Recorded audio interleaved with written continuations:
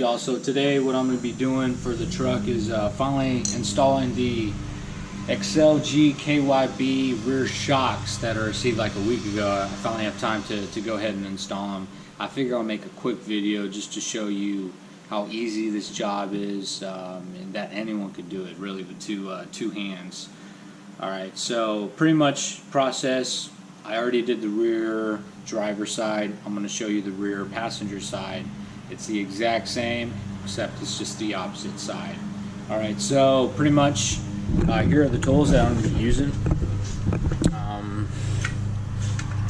I got a 4-quarter-inch ratchet, 10mm socket. Alright, I'm not using this. You need a screwdriver. Alright, and that's only if you have tire flaps, mud flaps, I guess. Yeah. Alright, and then I'm going to use a half drive torque wrench with a 21mm socket. Alright, an adjustable wrench, and then here's an 18mm open-ended wrench. Alright, additional tools that I'm going to be using, pretty much my DeWalt. I'm going to go ahead and pretty much use this, throw on the 10mm socket that I have right here. Alright, and then so pretty much let's just get straight to it, because this is pretty much a straightforward job. Alright, so what helped me for the last for the rear driver side is go ahead and take off these 10mm bolts. You got one if you have these mud flaps OEM from factory, two, also that screw, take out that screw, third 10mm, fourth, 5th, 6th, 7th, 8th, 9th, 10th, and 11. Take those 11 10mm bolts out, and then remove this plastic piece right there, and then you should be able to have more room in order to loosen up the top bolt of the shock. So let me go ahead and do that, and I'll be right back. Here's that step that I just showed you. Take off that that plastic piece that I talked to you about. There it is. Clean it up. I cleaned up my mud flap, my tire flap as well. This is also a good time for you to get up in here, clean the area. I don't know, if you're anything like me, you just want to see something clean if you open it up rarely. Okay. Alright, so after you take off that piece, here's the top of the shock. As you can see, the shock goes more so diagonal from front to back. So here's the top, that top nut. Alright, and so the only way you can really get this out is with an open-ended or box-ended wrench. Alright, so pretty much I'm just gonna stick this in here. It's lefty-loosey, righty-tighty, alright, just like most other bolts. But the thing is, you can't get that ratchet in there or torque it down. Alright, and that's probably the most important part, that why you'd want to use a ratchet or a torque wrench. You need that space to get it to 40 foot-pounds, which is the spec for that top bolt. Alright, so what I did, I really just counted the amount of threads that bolt has, and it came out to about 14 or 16 threads, and the bolts went down and I could see 8 threads. Now if you actually check out your new shock, it may have the same, it may not. Here's the KYB, I already counted them, it doesn't have the same amount, but if yours has the same amount of threads on the top bolt, that'd be a good way to pretty much make sure that you tighten it up to 40 foot-pounds, as you can see. So this one doesn't have the same amount of threads, so I really have to just go off of feel, and that's where I pay attention while I'm taking off the nut bolt, so I can see how tight it really is, because that's how tight I'm going to have to do it with this open-ended wrench, box-ended wrench. Alright, so go ahead, you could remove this, but you're going to have to loosen that up. The other side, I was pretty much just wrenching it off for about 5 minutes. So go ahead and do that, and I'll show you the next step. It only took me a few minutes to get it off. You're going to have the bolt, or then you're going to have a plate that separates pretty much. It's for the bolt to tighten up on, and be a barrier between the rubber gasket that acts as pretty much a bump stop. Alright, so here's the top. Just going to put that's the way it was, right there. Alright, and then that's ready to come out.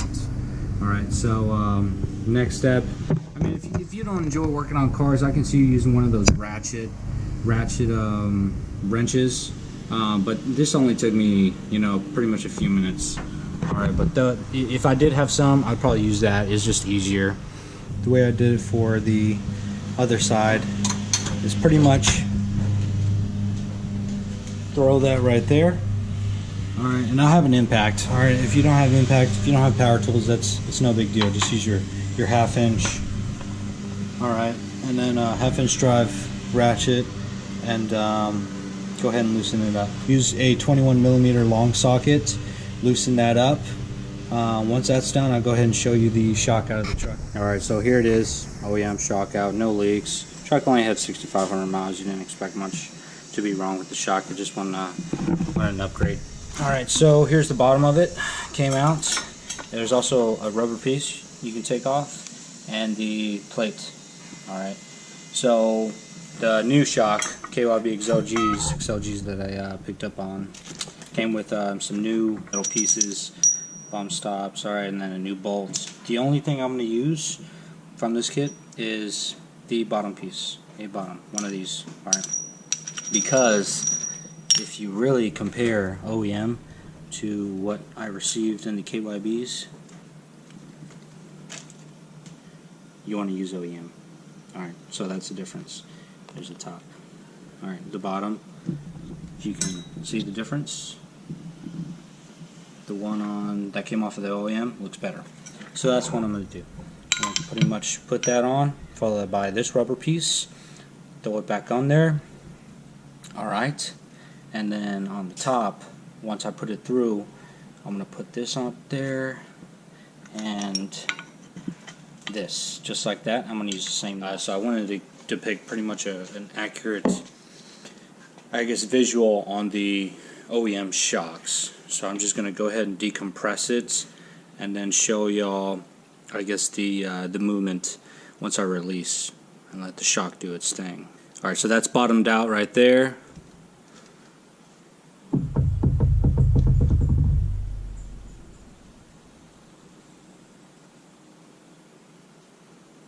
Alright, that's OEM.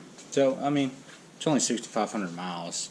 But I am replacing these shocks due to the fact that I got too much rattle in the bed of the truck, and so that's what I'm trying to get rid of. Alright, so here's the KYB XLG.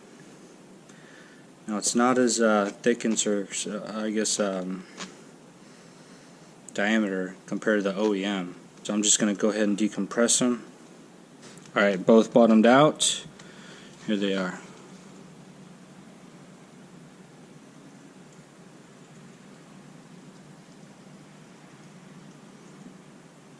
Still going for the KYB. OEM's already topped out. Still going, still going. Still going.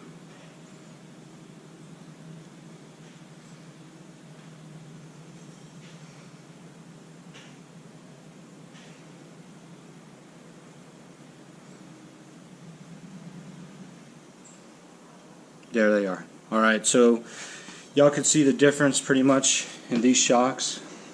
Like I said, this one's bigger in diameter or circumference for the OEM shock. Alright, so I went ahead, put it through. As you can see, I got that nut started up on the, I guess, the top end of the shock. Alright, don't worry about if it decompresses. Just make sure it goes around this hose, and then it'll end up below. You know, like, you're gonna have to compress it, but like if you have two hands, you have two arms, you'll be able to muscle it. It's not hard at all. So don't worry about you making sure it stays compresses while installing this shock. Alright, so what I'm gonna do is go ahead and use the wrench again, tighten that up. And the reason why I mentioned for you to really feel out while loosening it up is because you can't get a torque wrench back there and make sure it's 40 foot-pounds. Alright, so I'm pretty much just going to tighten it up, hand tight, to the amount that I really just muscle memoried. All right, and then come down here, use a torque wrench and tighten this up to 100 foot-pounds. All right, so there's the bolts and the nut, pretty much 100 foot-pounds. That's pretty much it. After that, just go ahead and put on that plastic piece. Very simple process. Anyone can do this really if you got two hands. And so yeah, if you got any questions, go ahead and hit me up.